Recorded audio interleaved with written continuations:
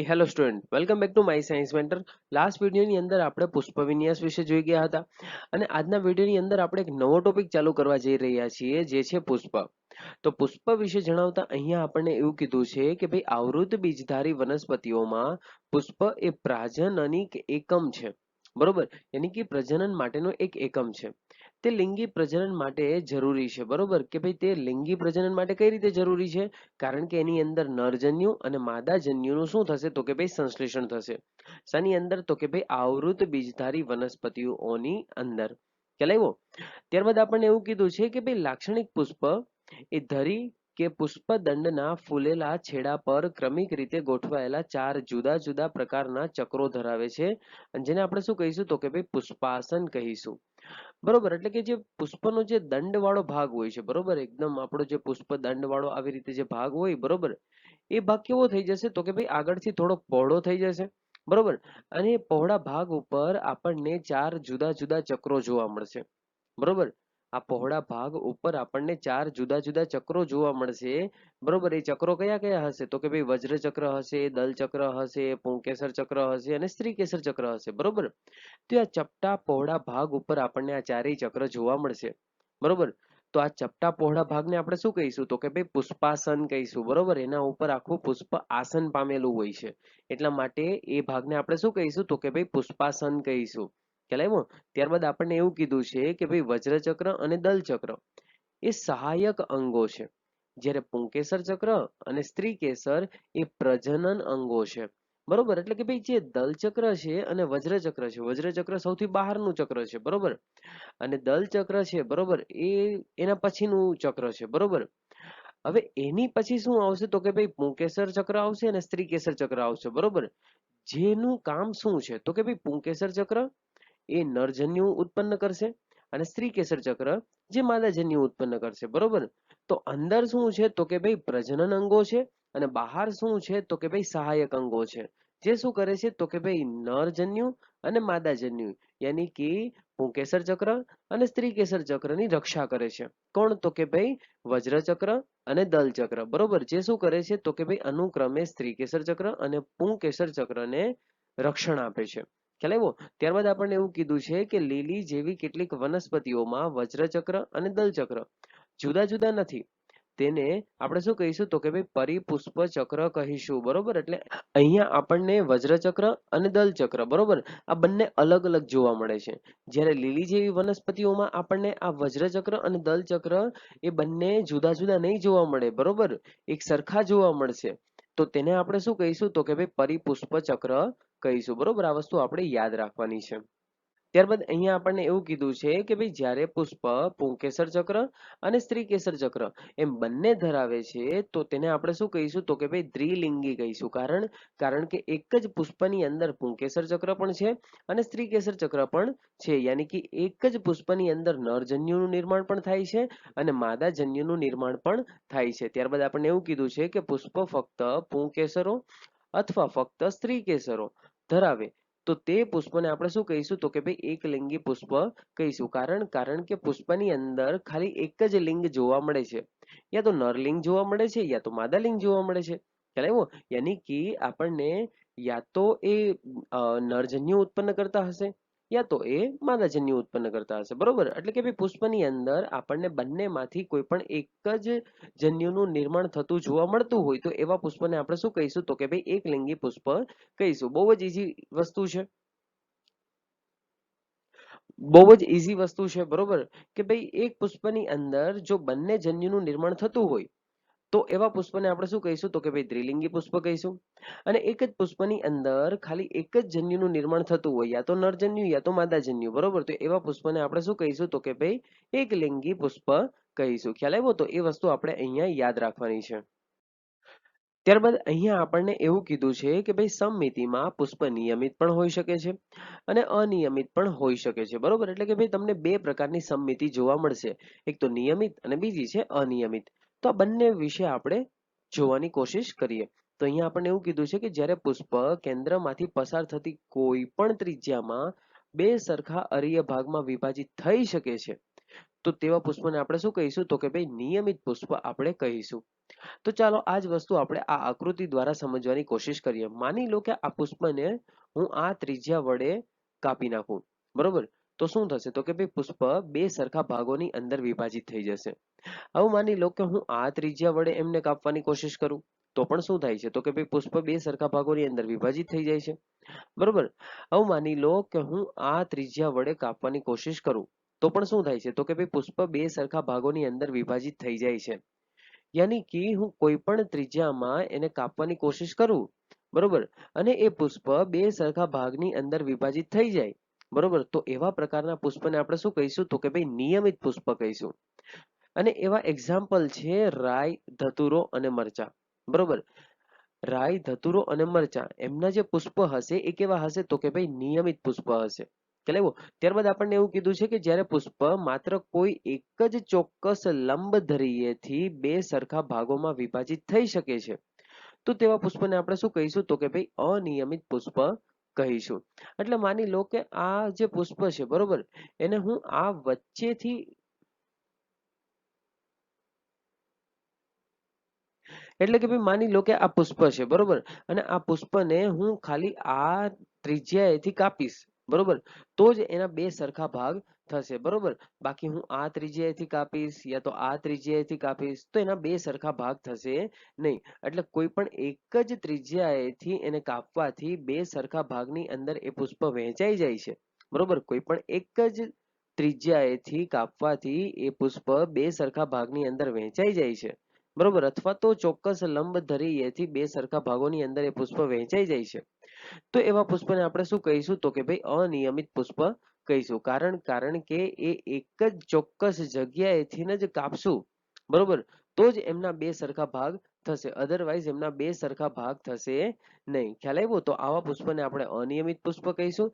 અને એમના એક્ઝામ્પલ છે વટાણા, ગુલમોહર, વાલ, કેસિયા, બરોબર.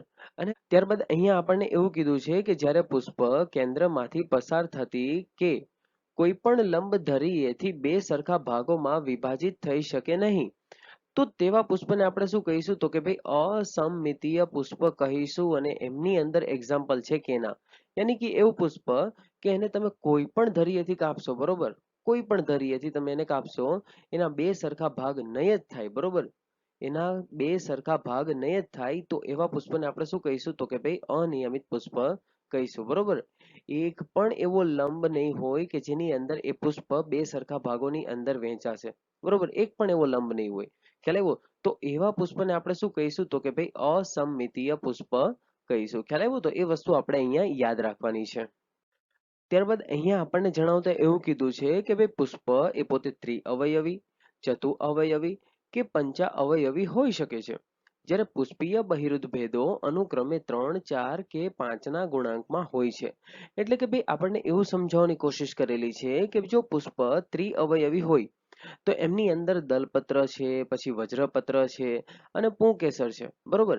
આ ત્રણેય વસ્તુ એ 3, 3ની સંખ્યામાં હશે. ખ્યાલ આવ્યો? એટલા માટે આવા પ્રકારના પુષ્પને આપણે શું કહીશું? તો કે ભાઈ ત્રિઅવયવી પુષ્પ કહીશું.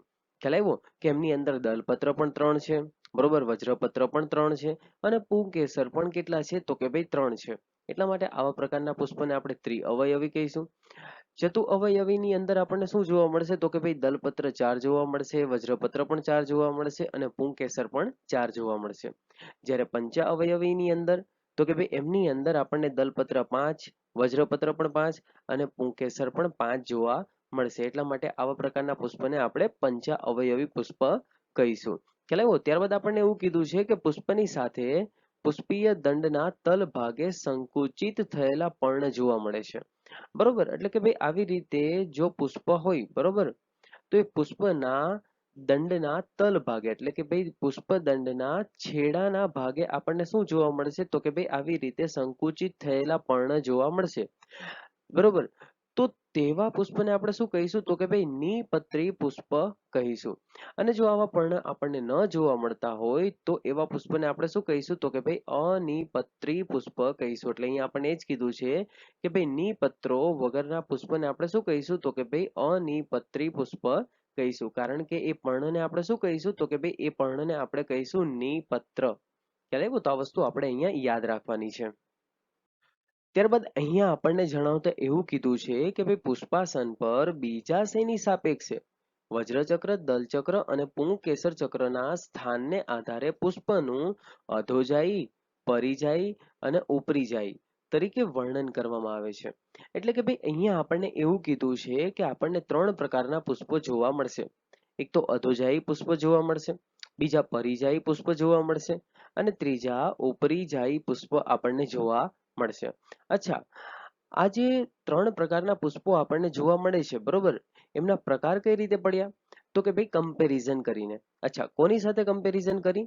તો કે ભાઈ બીજાશયની કમ્પેરિઝન આપણે વજ્રચક્ર, દલચક્ર અને પુંકેસર ચક્રના સ્થાન સાથે આપણે કરી છે. બરોબર.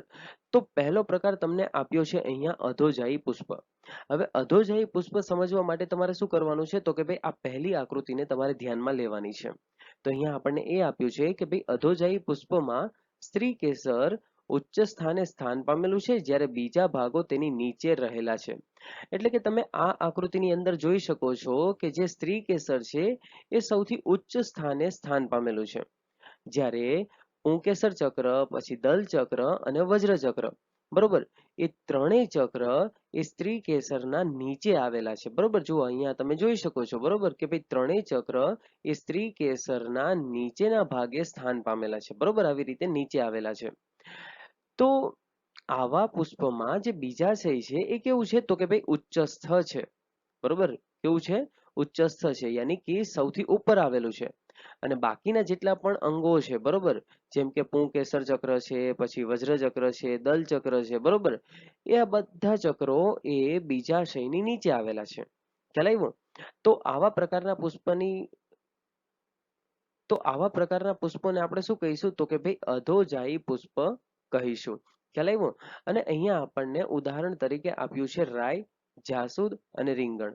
બરોબર, તો આ વનસ્પતિના જેટલા પણ પુષ્પો હશે, બરોબર, એમની ગોઠવણી કેવી હશે? તો કે ભાઈ આવા પ્રકારની ગોઠવણી હશે, યાની કે અધોજાયી પુષ્પ હશે. ખ્યાલ આવ્યો? તો એ વસ્તુ અહીંયા આપણને સમજાવવાની કોશિશ કરેલી હતી. ત્યારબાદ હવે આપણે જોવા જઈ રહ્યા છીએ પરિજાયી પુષ્પ વિશે. તો પરિજાયી પુષ્પ વિશે સમજવા માટે આપણે શું કરશું? તો કે ભાઈ બીજા નંબરની આકૃતિ અને ત્રીજા નંબરની આકૃતિને આપણે ધ્યાનમાં લઈશું. ખ્યાલ આવ્યો? તો પરિજાયી પુષ્પ વિશે સમજાવતા અહીંયા આપણને એવું કીધું છે કે જો સ્ત્રી કેસર મધ્યમાન સ્થાને અને પુષ્પના બીજા ભાગો પણ પુષ્પાસન પર એ જ સ્તરે, યાની કે એ જ ઊંચાઈએ સ્થાન પામેલા હોય, તો તેવા પુષ્પને આપણે શું કહીશું? તો કે ભાઈ પરિજાયી પુષ્પ કહીશું. તો તમે અહીંયા બીજા નંબરની આકૃતિ અને ત્રીજા નંબરની આકૃતિની અંદર તમે જોઈ શકો છો કે ભાઈ વજ્રચક્ર, દલચક્ર, પુંકેસર ચક્ર અને સ્ત્રીકેસર ચક્ર, બરોબર, આ ચારેય ચક્ર એ એક જ ઊંચાઈએ આવેલા છે. બરોબર, એવી જ રીતે તમે ત્રીજા નંબરની આકૃતિની અંદર જોઈ શકો છો, બરોબર, કે ભાઈ વજ્રચક્ર, દલચક્ર, પુંકેસર ચક્ર અને સ્ત્રીકેસર ચક્ર, બરોબર, આ ચારેય ચક્ર એ એક જ ઊંચાઈએ આવેલા છે. ખ્યાલ આવ્યો? એટલા માટે આવા પ્રકારના પુષ્પને આપણે શું કહીશું? તો કે ભાઈ પરિજાયી પુષ્પ કહીશું. ત્યારબાદ એવું કીધું છે કે ભાઈ આવા પુષ્પમાં જે બીજાશય હશે એ કેવું હશે? તો કે ભાઈ અર્ધ અધસ્થ હશે. અધ એટલે નીચે, બરોબર, તો અર્ધ અધસ્થ હશે એટલે કે ભાઈ અડધું નીચેની તરફ હશે. બરોબર, તો તમે બંને આકૃતિની અંદર તમે સારી રીતે જોઈ શકો છો કે ભાઈ અડધું બીજાશય એ નીચેની તરફ ખૂંપેલું છે. ખ્યાલ આવ્યો? જેને આપણે શું કહીશું? તો કે ભાઈ અર્ધ અધસ્થ છે. બરોબર, જેને આપણે શું કહીશું? તો કે ભાઈ અર્ધ અધસ્થ કહીશું. ખ્યાલ આવ્યો? અને પરિજાયી પુષ્પના આપણને એક્ઝામ્પલ આપેલા છે જરદાળુ, ગુલાબ અને આલુ વૃક્ષ. બરોબર, આ 3 વનસ્પતિની અંદર આપણને જે પુષ્પ જોવા મળશે એ કેવા જોવા મળશે? તો કે ભાઈ પરિજાયી પુષ્પ જોવા મળશે. ખ્યાલ આવ્યો? તો એ વસ્તુ અહીંયા આપણને સમજાવવાની કોશિશ કરેલી હતી. ત્યારબાદ હવે આપણે જોવા જઈ રહ્યા છીએ ઉપરીજાયી પુષ્પ વિશે. તો ઉપરીજાયી પુષ્પને સમજવા માટે આપણે શું કરીશું? તો કે ભાઈ આ ચોથા નંબરની આકૃતિને ધ્યાનમાં લઈશું. તો અહીંયા આપણને ઉપરીજાયી પુષ્પ વિશે સમજાવતા એવું કીધું છે કે ભાઈ પુષ્પાસન ઉપર તરફ વિકાસ પામેલું હોય છે, બરોબર, સંપૂર્ણ રીતે બીજાશયને ઘેરતું અને તેની સાથે જોડાયેલું હોય છે. અને બાકીના અન્ય ભાગો એ બીજાશયની ઉપરના ભાગે વિકાસ પામેલા હોય છે. એટલે કે ભાઈ આ ત્રણેય કન્ડિશન આપણે એક પછી એક આપણે જોવાની કોશિશ કરીએ. પહેલી કન્ડિશન શું છે? તો કે ભાઈ પુષ્પાસન ઉપર તરફ વિકાસ પામેલું હોય છે. બરોબર, એટલે આ છે એમનું પુષ્પાસન કે જે ઉપરના ભાગે વિકાસ પામેલું છે. બાકી જનરલી આપણને પુષ્પાસન આપણને અહીંયા આવી રીતે નીચે યા તો વચ્ચે જોવા મળતું. તો અહીંયા આપણને વચ્ચે જોવા મળતું હતું, બરોબર, આવી રીતે. અને અહીંયા આપણને નીચે જોવા મળતું હતું, બરોબર. પરંતુ અહીંયા આપણને પુષ્પાસન સૌથી ઉપર જોવા મળે છે, બરોબર. બીજું શું કીધું છે તો કે ભાઈ બીજા શયને ઘેરતું અને તેની સાથે જોડાયેલું હોય છે, એટલે કે ભાઈ આવી રીતે બીજા શયને ઘેરી લે છે, બરોબર. અને અહીંયા વચ્ચે આપણને શું જોવા મળે છે તો કે ભાઈ બીજાશય જોવા મળે છે. અને બાકીના જેટલા પણ અન્ય ભાગો છે, બરોબર, એની કે દલચક્ર છે, પછી વજ્રચક્ર છે, પછી પુંકેસર ચક્ર છે, બરોબર. આ બધા ભાગો એ બીજાશયની ઉપર વિકાસ પામે છે, એટલે કે ભાઈ અહીંયા વિકાસ પામે છે, બરોબર. બીજાશય અહીંયા આવેલું છે, અહીંયા લખી નાખીએ, આ બીજાશય, બરોબર. પછી આ છે પુષ્પાસન, બરોબર. અને આ બાકીના ભાગો ખ્યાલ આવ્યો? તો બાકીના બધા ભાગો એ બીજાશયની ઉપર વિકાસ પામે છે, ખ્યાલ આવ્યો? આથી આવા પુષ્પમાં જે બીજાશય છે એ કેવું છે તો કે ભાઈ અધહસ્ત કહેવાય. અધહસ્ત એટલે શું તો કે એકદમ નીચેની તરફ કહેવાય, બરોબર. એટલા માટે અહીંયા એ વર્ડ્સ યુઝ કરેલો છે. અધહસ્ત એટલે શું તો કે ભાઈ નીચેની તરફ. તો ઉપરીજાઈ પુષ્પની અંદર આપણને બીજાશય ક્યાં જોવા મળે છે તો કે ભાઈ એકદમ નીચે જોવા મળે છે. એટલા માટે બીજાશય કેવું છે તો કે ભાઈ અધહસ્ત છે, ખ્યાલ આવ્યો? અને ઉપરીજાઈ પુષ્પના એક્ઝામ્પલમાં આપણને આપ્યું છે જામફળ અને કાકડીના પુષ્પો તથા સૂર્યમુખીના કિરણ પુષ્પકો, બરોબર. હવે આ સૂર્યમુખીના કિરણ પુષ્પકો વિશે આપણે બીજા વિડીયોની અંદર ક્યારેક ચર્ચા કરીશું, બરોબર. અત્યારે તો તમારે એક્ઝામ્પલના રૂપમાં જ તે તમારે સમજવાનું છે, બરોબર. તો ઉપરીજાઈ પુષ્પો આપણને કઈ કઈ વનસ્પતિમાં જોવા મળશે તો કે ભાઈ જામફળની અંદર, કાકડીની અંદર અને સૂર્યમુખીના કિરણ પુષ્પકો એ ઉપરીજાઈ પુષ્પના એક્ઝામ્પલ છે. તો આ સાથે આપણો આ વિડીયો સમાપ્ત થાય છે. આપણે મળીશું નવા વિડીયોની સાથે. ત્યાં સુધી બધાને ટેક કેર. Bye bye.